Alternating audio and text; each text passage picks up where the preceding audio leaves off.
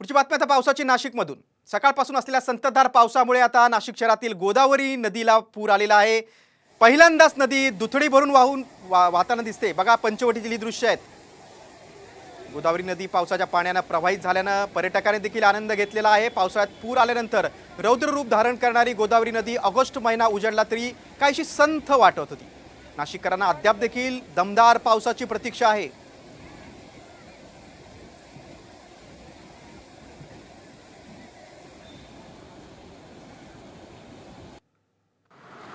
दुसरीकडे नाशिक जिल्ह्यातील दारणा धरणातून आता पाण्याचा विसर्ग वाढवण्यात आला आहे। या धरणातून 9334 क्युसेक वेगाने आता पाण्याचा विसर्ग सुरू आहे। धरणाच्या पाणलोट क्षेत्रात सध्या मुसळधार पाऊस पडतोय, त्यामुळे धरणातून विसर्ग वाढवण्यात आलाय।